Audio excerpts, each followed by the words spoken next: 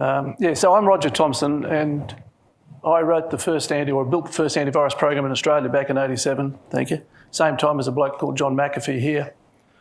By 1990, I had 60% market share in Australia, and I could see the American products, and nobody told me I couldn't move to America, so I did. And I sold that company in '95 and helped sell another company called Pest Patrol to Computer Associates in 2003. And then I started Exploit Prevention Labs in 2005, sold that to AVG in 2007 to block web exploits. So I've been doing this for a while, and there's a couple of things that are clear to me. There's patterns that keep repeating. There'll be an extinction level event that stops the malware of the day, and the bad guys find another way in. And then we come up with another extinction level event, and the bad guys find another way in. So a couple of years ago, I became really interested in the whole firmware thing, and I started my current company to investigate it and see what I could see. And I'm here to tell you a little bit about that. Given this audience, some of this might be a little bit basic for you, and I apologise in advance if it is, and if it is, just tell some more jokes. For example, did you know that a school of piranha can devour a small child in under 30 seconds? And I lost my job at the aquarium. Well, let's see if we can make this work. So who's in your firmware, and why should you care?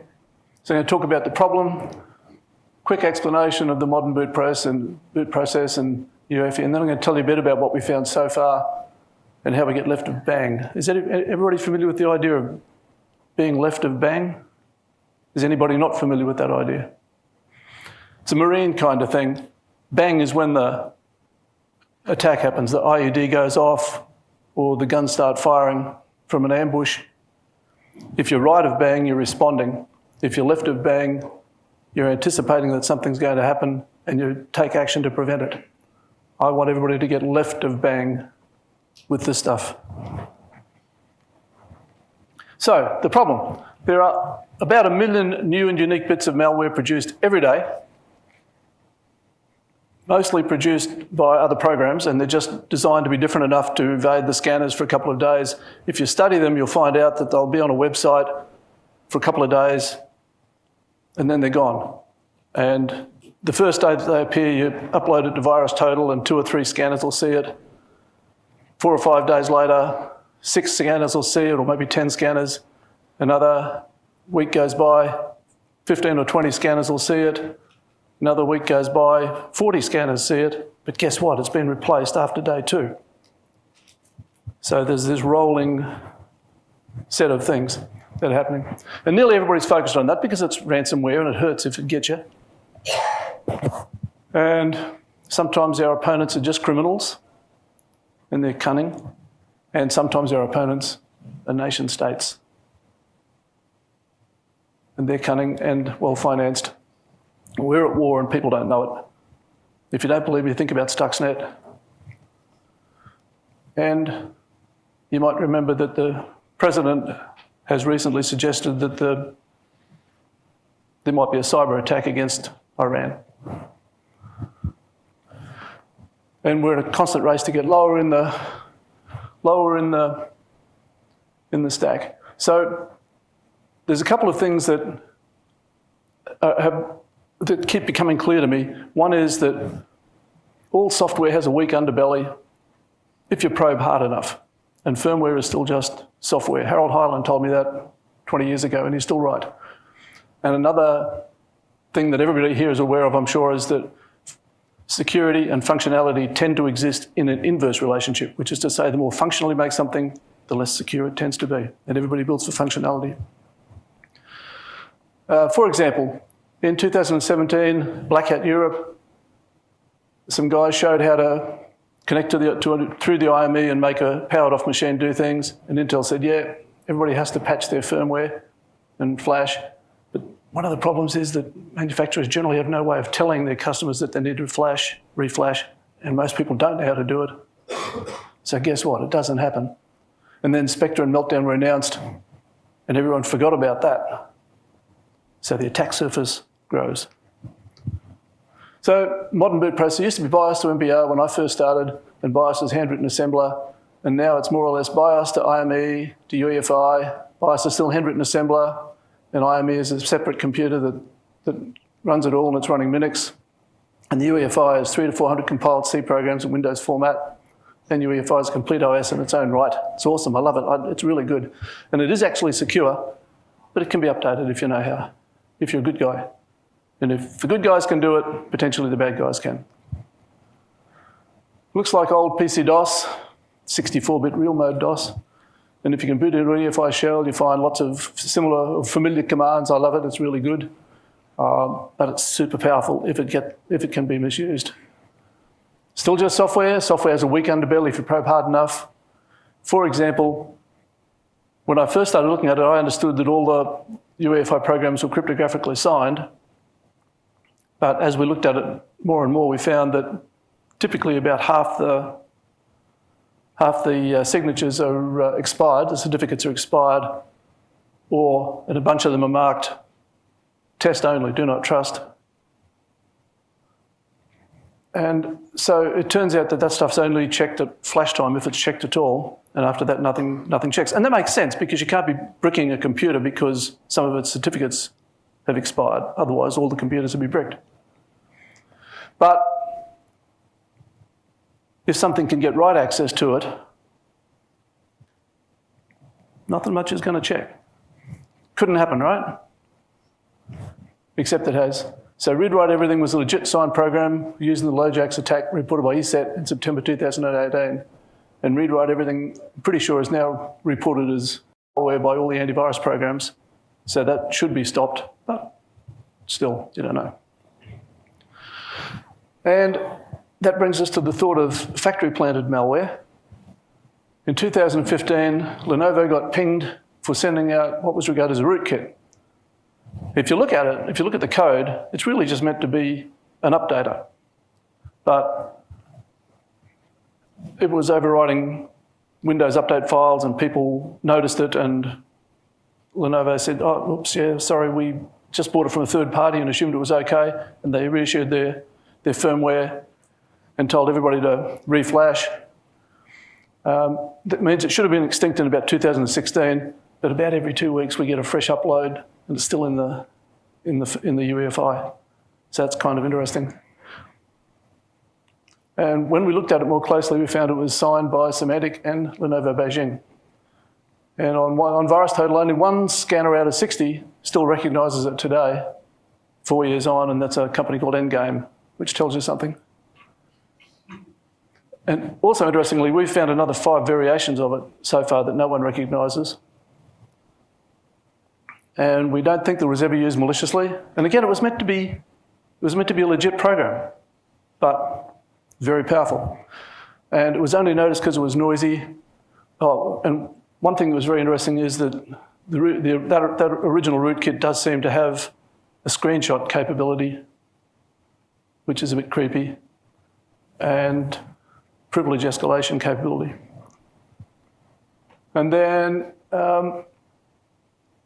last year, some guys were building an Asus gaming computer, and they noticed that it started updating itself before they installed an operating system, which was a bit suspicious to them, so they started looking and found out that there's an updater built into that. And if you look at the functionality of it, it's pretty much identical in terms of capability to the Lenovo rootkit. And it was not meant to be malicious. It's meant to be a legitimate security updating maintenance kind of thing. But it was used in the Shadowhammer attack, which was reported by Kaspersky. And we found 12 variants of it so far. It's not on all Asus boxes, just on some. And nothing on VirusTotal recognises any of them, last time I checked. And then there's CompuTrace LoJack, and again, it's meant to be a security product, and it's in pretty much all laptops. There's a way of find my computer, erase it remotely if it's stolen, find it, whatever. But if you look at the functionality, it's very similar to Lenovo and Asus, and a modified version of that was used in the LoJax attack.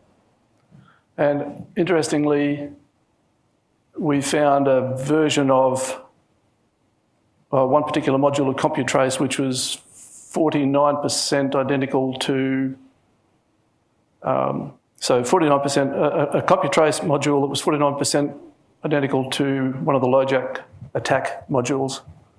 It's kind of interesting. We found about 50 variants of CompuTrace, and nothing on VirusTotal recognised them. But in 2014, a Kaspersky researcher noticed that his girlfriend got a computer out of the box and it started communicating with the outside world, and he noticed because he's a geek. And that started him looking, and that's when he found that that was there.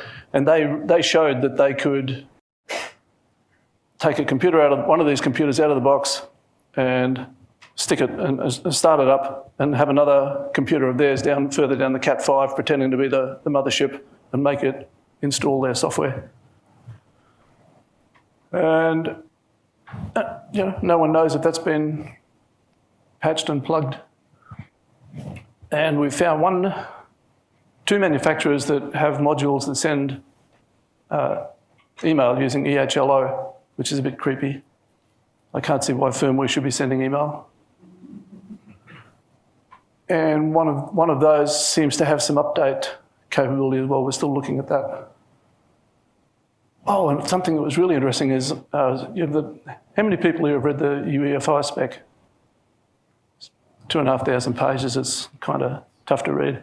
I was looking through it one day and I saw that you can update over the web from HTTP, and I thought that was interesting. It turns out it's legit. And FTP apparently as well. So what other firmware rootkits exist? We don't know, but given that I've now found 2 manufacturers that have this stuff, maybe 3, maybe 4, there's probably lots of manufacturers have it, and it might be just hidden better. The hacking team guys, everybody know Hacking Crew, that's right, not the hacking team, the hacking crew. Everybody remembers them? Anybody who doesn't remember them? And they had a UEFI rootkit. We haven't managed to get a copy of that, so if anybody here does have a copy of it, I'd love to have a look at it. And Energetic Bear seems to play in the space. They broke into a factory in Taiwan a couple of years ago and did some implants onto some computers that were headed for the German energy sector. And that attack was never publicised, but if that's happened, it may be happening more, we just don't know. So typically, if we upload a firmware blob to VirusTotal, out of 400 exes, there'll be 15 to 20 that get detected by one or more antiviruses, and 5 or 6 that get detected by more than one. And if you look at them closely, mostly they're false positives. They all seem to be false positives to me so far. But there's a lot, we haven't looked at them all. The ones that have multiple detections are worth a closer look. And we're doing that. And then there's backdoors, potential backdoors in IoT devices and backdoors in critical infrastructure devices. And again, I want us to get left of bang. It reminds me of the very early antivirus days. When I first started, I would go and talk to companies and they'd politely listen to me and I'd tell them about viruses and they'd say, "Thank you very much, Mr. Thompson." And I'd go away and I wouldn't hear from them. And then they'd get a virus and they'd go, "Where's that Thompson bloke?" And then they'd be much more interested. And it sort of reminds me of that, but this is different because, you got a virus back then, it added 1,800 bytes onto all of your programs and deleted them on Friday the 13th. You get a problem on our critical infrastructure devices and we lose electricity. I like electricity. I like it on. If so far this is beyond what the criminals are able to do, but we may be confident that they're looking and trying and thinking, and if they can get in, we know that the ransomware guys like to get in and surveil an organisation for months before they actually strike. The guys that are actually targeting the big financial institutions and things like that, they'll get in and they'll work out move sideways and figure out the best way to do it and then strike. If they ever get ransomware in firmware, it won't be just a case of restoring from backup. It's going to be a real problem for people. So how do we get left of bang? Well, the first hard bit is gathering the firmware. You've either got to turn off secure boot, boot into an EFI shell from a thumb drive, dump the firmware using something like chipsec, turn secure boot back on. We got a signed driver that runs on Windows 10 and Windows 7. Kaspersky's got one that runs all over the place, so you can dump your ROM using either of those. And then you've got to analyze it. And there's a bunch of open source tools that you guys probably know already. And we've got a program called ROM Analyzer. If I could wave a magic wand, I would like someone in each organisation to start to collect all their firmware. Because here's the cool thing about it. You get it, and then when you learn something new, and you can, if you've got it, you can reanalyze it and see. So it's important to be able to reanalyze it. And so let's get left of bang. You mentioned that one of those firmware updater / rootkit packages that you found came with privilege escalation capabilities. I'm curious, if you're running at firmware level, what privileges don't you already have? Yeah, no, I don't know. That's just how it showed up. So it's interesting. And screenshot capability, maybe it's not doing that either. And there might have just been some legacy code pulled in from somewhere else. I mean, they're just compiled Windows programs, so it might be nothing more than something pulled across. But screenshot capability is a bit creepy. Yeah.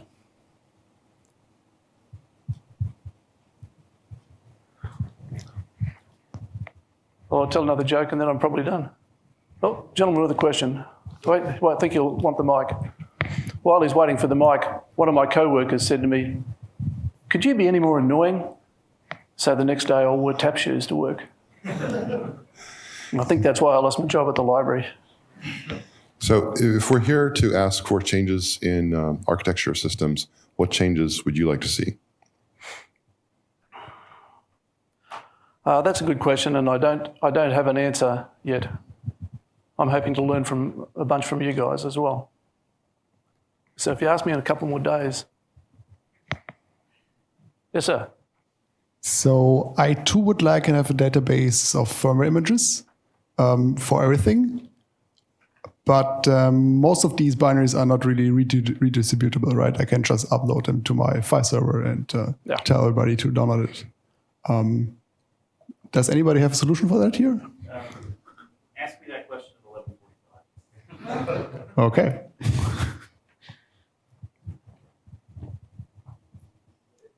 Just to repeat the answer from the audience, we're going to ask that question again at 11:45. And the gentleman behind you has his hand up too.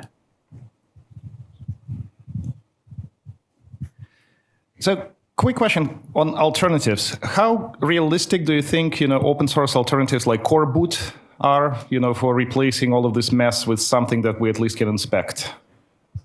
Excellent question. I think that that's probably a very good path to run down, but there's an awful lot of, even if that was to start being adopted, there's an awful lot of legacy stuff out there. But like I say, I like my electricity and I like it on. I like my nuclear power stations safe. So I'd like us to be thinking about it.